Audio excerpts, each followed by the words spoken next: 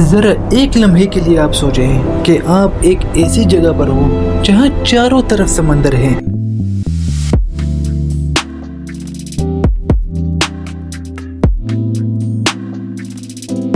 कोई शेर नहीं, कहीं भी भागने की जगह नहीं, और उसी वक्त आपको ये पता चलता है कि आपके आसपास एक ऐसा वायरस फैल रहा है जिसका कोई भी इलाज नहीं, कोई दवा नहीं। अगर एक दफा वो वायरस आपके लंग्स तक पहुंच गया तो वहीं से आपकी जिंदगी की उल्टी गिनती शुरू।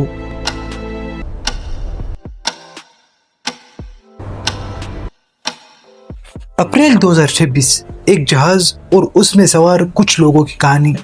I need to say something, so I wrote a few things down.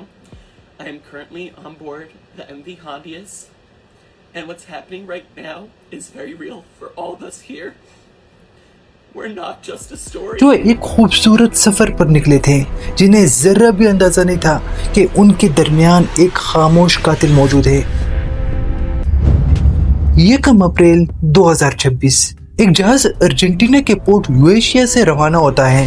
ये वो जगह है जिसे दुनिया का आखिरी शहर भी कहते हैं, जहां जमीन खत्म होते ही बर्फीला समंदर शुरू होता है। उस जहाज में 86 पैसेंजर्स और 61 क्रू मेंबर थे, यानी कुल तादाद 147 के आंकड़े पर थी। ये सारे लोग दुनिया की 23 मुख्तलिफ मुल्कों से थे। ये कोई आम सफर नहीं था, ये सारे लोग जा रहे थे अंटार्कटिका, वो जगह जहां दुनिया के बहुत कम ही लोगों ने कदम रखा है, जहां बर्फ के बड़े बड़े पहाड़,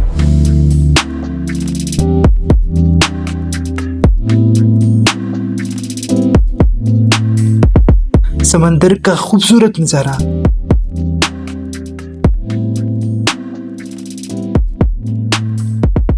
जहां से आसमान इतना साफ दिखाई दे कि मानो ऐसा लगे कि सितारों को बंदा हाथ से छू सके।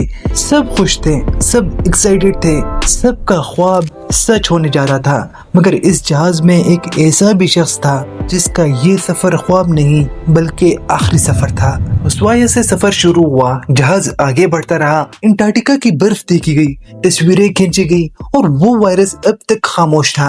हेंटा वायरस उस वक्त अपने इंक्यूबेशन पीरियड में था, मतलब वो वक्त जब वायरस जिस्म के अंदर होता तो है मगर कोई सिम्टम जाहिर नहीं होती। यानी सफर के कुछ दिनों बाद तक भी वो शख्स बिल्कुल ठीक था, बाकी पैसेंजर्स के साथ मिलकर खाना खा रहा था, लोगों से मिलता जुलता था, जहाज पर घूम रहा था, मगर साथ वो वायरस भी लंग्स पर असर कर रहा था। जब ये सब कुछ हो रहा था तो दिन आया 11 अप्रैल का, सफर का 10वां दिन, और उसी दिन वो शख्स बीमार पड़ने लगा। पहले उसे फ्लू हुआ, फिर सांस लेने में दिक्कत आने लगी, जिस्म में दर्द होने लगा। जहाज के डॉक्टर ने जब उसका चेकअप किया तो वो भी बीमारी समझ नहीं पाए और एक नॉर्मल बुखार समझ लिया गया उसे।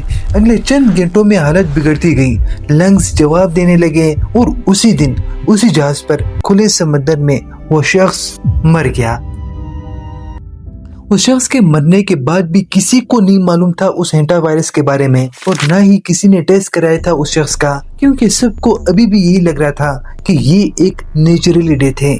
किसी ने ये नहीं सोचा था कि अंटार्कटिका के इस सफर में समंदर के बीच ये सब एक खतरनाक वायरस का शिकार होने वाले हैं। खैर, जहाज आगे बढ़ता रहा, बाकी मेंबर्स ने इसे एक आम मौत समझकर सफर जारी रखा।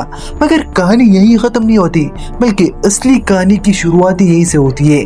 जिस शख्स की डेथ हुई उस वायरस से, उसकी बीवी भी उसी जहाज में उसके साथ थी, और अब उसकी बीवी भी इन्फेक्टेड थी उस वायरस से। उस शख्स के मरने के 13 दिन बाद, यानी 24 अप्रैल को, वो क्रूज शिप सेंट हेलेना नामी एक आइलैंड पर रुका, और उसी आइलैंड पर उस औरत को उसके शोर की डेड बॉडी के साथ उतार लिया गया।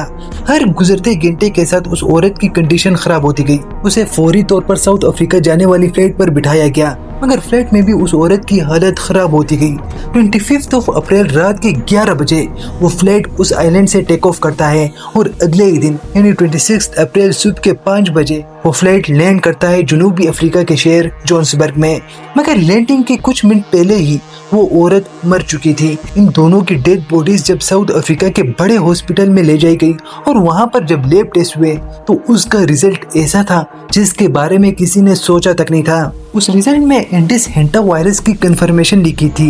इन दोनों इंसिडेंट के बाद 2 मई 2026 को WHO को इन्फॉर्म किया गया, और ठीक उससे अगले ही दिन पूरी दुनिया को पता चला कि दुनिया के वेस्टर्न कॉरिडोर में अजीब सा वायरस फैल रहा है। WHO को ये अनाउंस करते करते बहुत देर हो गई थी। इतने में वो शिप आगे निकल चुकी थी, अंटार्कटिका से साउथ जॉर्जिया, फिर वहाँ से सेंट हेलिना और आखिर में स्पेन की तरफ बढ़ रही थी वो शिप। इस सफर में शिप में और भी लोग इन्फेक्टेड होने लगे।